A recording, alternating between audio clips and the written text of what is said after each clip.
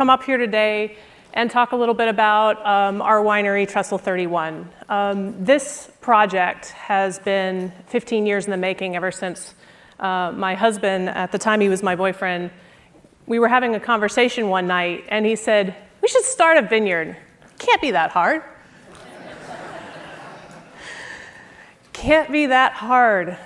If anybody has ever uttered that phrase in an entrepreneurial venture, please rethink your motivation.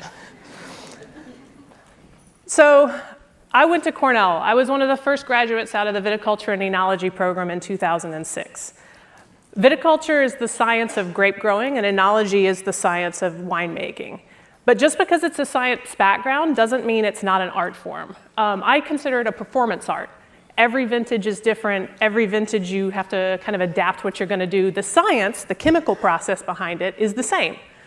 But how nature reacts to different factors in the environment, and how the climate changes, and the rain, and the wind, and the sunshine hours, all of those different factors go into making a completely different product every year that I, as a winemaker, then have to adapt to. That's why it's a performance art. So when we came out of school, we were $115,000 in debt with student loans, and we couldn't find any viable options for jobs on the East Coast. I think that's a reality that a lot of us are facing today coming out of college. And so we had to make our career decisions early on, still with the goal in mind of eventually one day owning our own winery and vineyard, to figure out how are we going to dig us out of this hole. So we got a job in California. We got in a van, packed all of our stuff up, 2 cats, and drove across the country in 4.5 days. If you've ever been trapped in a van with 2 cats for 4.5 days, you'll know that by the end of this journey, we were questioning the sanity of our decision. But we made it. We settled in a town called Fresno, California. And within the first 2 weeks of us being there, it was 120 every single day. It was hot. I don't care who you are or how much of a dry heat it is. 120 degrees is really freaking hot. I had taken a job at a winery that made 15 million cases a year. I had come from a winery that made 7,000 cases a year, was family owned, and the two of us did everything on 22 acres of vines and everything having to do with making those 7,000 cases. That was a huge culture change for me to go from that small of a winery to that large of a winery. And within about 2 weeks, I had realized I had made a serious error in judgment about where this career was going to take me. But I had signed a 2-year commitment, so I stuck it out. I see a lot of people these days say, this is not really getting me what I need in my career. This is not really what I signed on for. This is not really what I wanted to do. But if you've signed a commitment, you do it. And you just get the experience, and you move on. So in about 2007, I determined that I needed to figure out a way to differentiate myself. I was in this large winery. Here's the reality of the business. 90% of the wine business is male. 90%. Everybody around me, every leadership, every boss was male. I didn't really think about it at the time as being that much of an unusual thing. That was just the industry. That was all I ever knew. So I didn't think about it. But at this point, I was hearing things like, before you were born, we used to do this. So I got a lot of that, you're young, you're new, you don't know what you're talking about. So I needed to figure out a way that no matter where I went, everybody would know I knew what I was talking about. So I found the Master of Wine program. At the time, there were only a couple hundred in the world, and I said, if I could do that, then nobody ever again would tell me that I don't know what I'm talking about, and people would have to listen. So I had a really supportive boss there that determined that if I was interested in something and he supported it, then I probably would stay longer. So I ended up staying here for about 3 years. But he was very supportive and helped me through both the Wine and Spirit Education Trust programs, both the advanced certificate and the diploma, and I was able to get into the MW program. Finally, we moved up to Northern California. I got a job in Northern Sonoma County. I was making wine in a fine wine area again, and it was so exciting. My husband, Brian, remember, he's the one who says it can't be that hard. This is 3 years in now, by the way. He got a job in winery logistics. So from that point on, both of us have been in the wine industry, working in professional capacities one way or the other, and purposely moving through our careers, trying to figure out what do we need? What skill set do we not have? So Brian's been through warehousing logistics, he's been through capital planning, he's been through finance, he's been through purchasing, and he's been through mergers and acquisitions, and now he's in financial management. All with a background in forestry, by the way.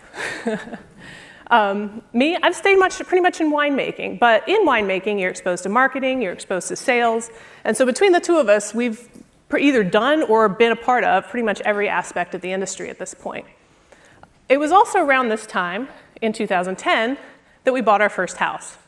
Now, some of you may remember that 2010 was a little rough on the housing economy, but that allowed us to get into a house in Napa County. It had been a rental for 14 years, and it needed a complete gut. And I cried the first time I realized that that was going to be the house that we were going to have to buy. Little did I know that this house would have been the first key step in starting our dream. We bought the house, and single-handedly, between the two of us, fixed out everything. This is just a picture of the evolution of the kitchen. I was on a trip to France, and Brian sent me the picture in the middle and said, by the way, I started kitchen demo this week. I was like, great. Do we have a plan to put it back together? Yeah, that's Brian right there, by the way. So the two of us are reasonably handy people, and we managed to turn a house that needed a ton of work into this. That was very important because, one, it gave us a home that we loved, that we were proud of, and that we were able to make our own, and we sweated for every minute of it. And the thing about sweat equity is that you can use it. So we took out a home equity line of credit on this house using the sweat equity that we had put into it and bought a piece of land in the Finger Lakes. 12 acres, right on Seneca Lake, and this was the start of Trestle 31. It doesn't have any vineyards on it. It had been fallow for 40 years. It had looked a lot rougher than this before we cleared it. And but it represented that. We had a foothold in an area that I am convinced will be the next great wine region of the US.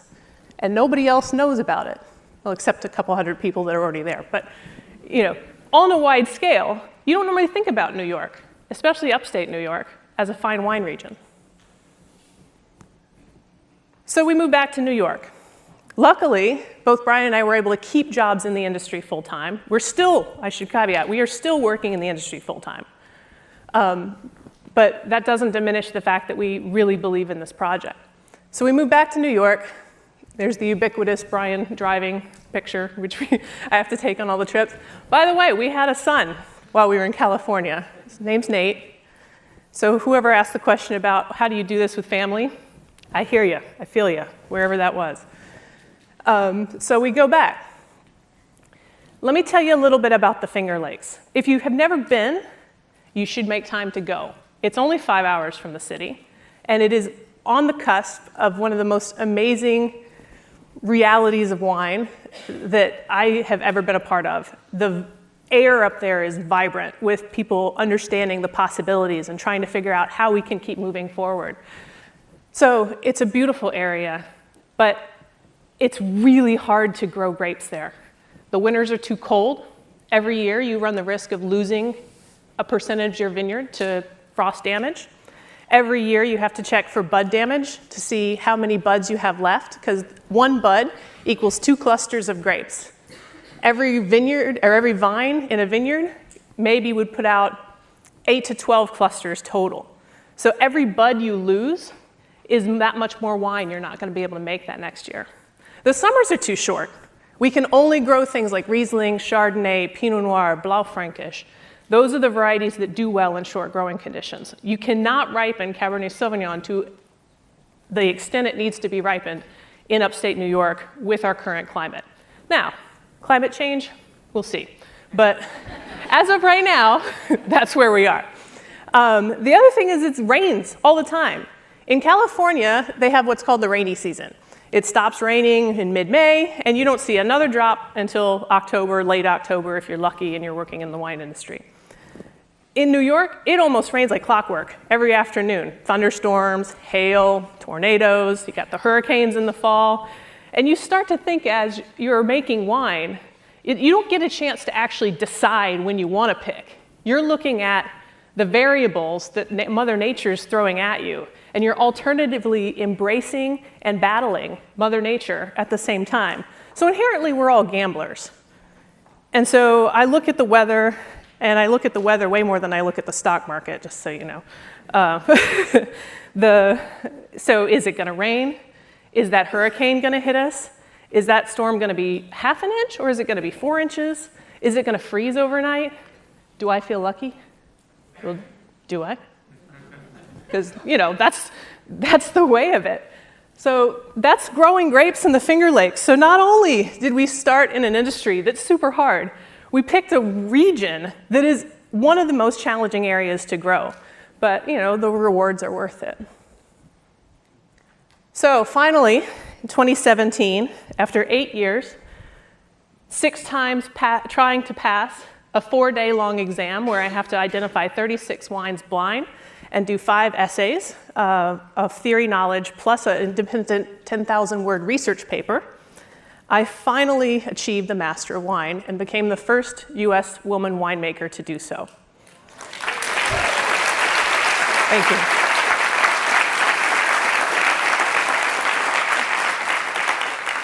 I learned something really, really valuable from this process. You can't ever give up. You can't ever give up on yourself, because seeing that word fail in big, bold block letters like the English like to send over in these letters is, the first time it really guts you.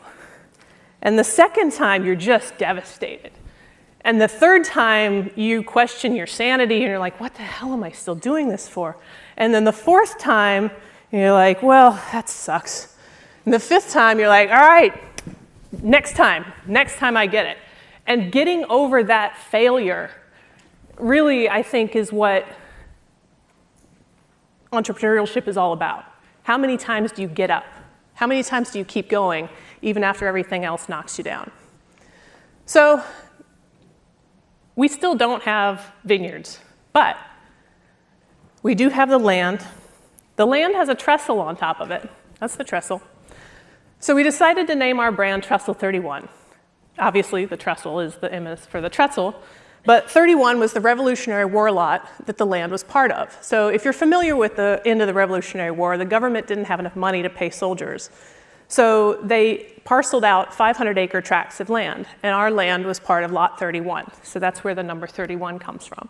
So again, for us, it's all about the land. It's all about coming back to the land. This is our wine. 2015 was our first vintage. You have to carry 2 years of inventory at any given time before you can even sell anything in the wine industry. So it's very capital intensive. But 2015 was our first vintage, but we couldn't start selling it until last year, 2017. We have pictures of the Riesling grapes there from 2015, and then our label. So this project is a culmination of our family, our friends, close business associates. My mother is Linda Williams McCune. She is one of the top 100 artists for the 20th century in South Carolina. And so she did our drawing of the underside of the trestle. And then my sister-in-law, Katie Ng, her husband Victor's here today, did our logo and put the label together. So everything we've done, every packaging motif, everything here comes from our family. It comes from our heart. And for me, that's really important because this is the only industry where I can walk a vineyard and physically pick fruit and bring it to a winery and make something out of that, and then go out and sell that very product to a person.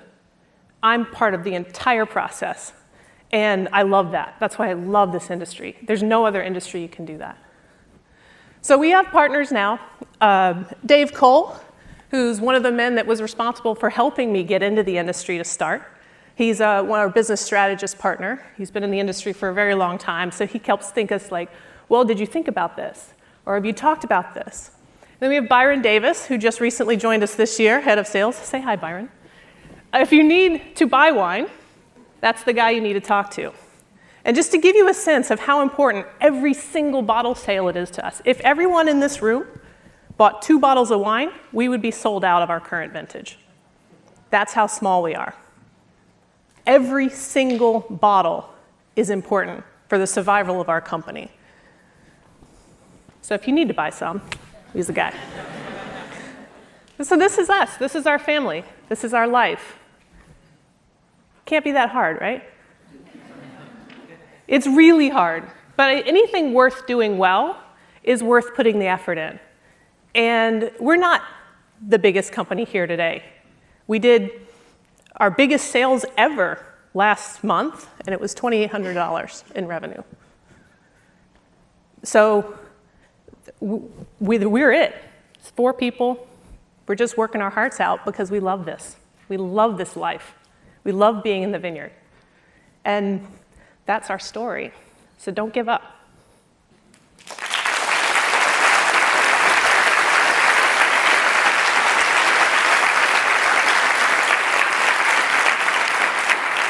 Okay, so Q&A. Who's got some questions? Thank you for sharing that experience. I mean, it's really wonderful to hear that, and I admire your pursuit of your dream. Why is the Finger Lakes, given everything that you described, why is it such a great place for wine? Sure, great question. Most really great wine regions are in what's known as marginal climates, meaning that they're right on the edge of being not acceptable to grow grapes. So you think about Bordeaux. Bordeaux is actually right on the edge of the northernmost areas of you're looking at longitude of the world, or latitude of the world in that sense. You go much further north than Bordeaux, you can't grow Cabernet anymore. The growing time's too short, they don't get enough sun. So the marginal climates are really the ideal place for high quality grape growing. Grapes have to struggle, they have to stress, they have to be challenged to make great wine. And so by growing in margin climates, you explore opportunities that may not have been there before. The Finger Lakes has been growing grapes for hundreds of years. Well, maybe not, 250 years or so. But really was shut down during Prohibition, and it's just now kind of reinvigorating from that time in our country's history. So it'll be good. I have a question pertaining to being a woman in the industry, predominantly influenced by males. What did you overcome in the beginning that you feel that was probably more personal that you didn't elaborate on?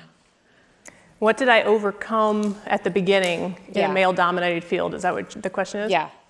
I mean, really, it was just not letting the little comments bother me. I mean, ultimately, that's what it was. I mean, I know that I had a relatively easy run through a male-dominated field, so I don't want to marginalize anybody else's experience through that. But I really did have an easy run. I had super supportive supervisors. I found male mentors that weren't looking at me as a woman, they were just looking at me as a winemaker, and they wanted to make my winemaking better. I never had a Me Too issue to a large degree, so it was one of those things where I got lucky, and I found the people that were willing to put the time in to help me through. But there were always little things, little comments, little, proverbial pats on the head. And to me, it really was, I'm going to do something that nobody else has in this area so that people will listen to me. And I'm only one of 380 masters of wine in the world. There aren't that many of us, relatively speaking. And, so that's what I did. I said, I know what I'm talking about. So do you think that you'll ever leave your full-time job in California? I'm guessing that's still in California. Yeah, my full-time job is in California. We got to make more than $2,800 a month to do that, though. Yeah, it's going to be a while, though. It's took us 15 years to get to this point. I imagine there's going to be another couple decades of work.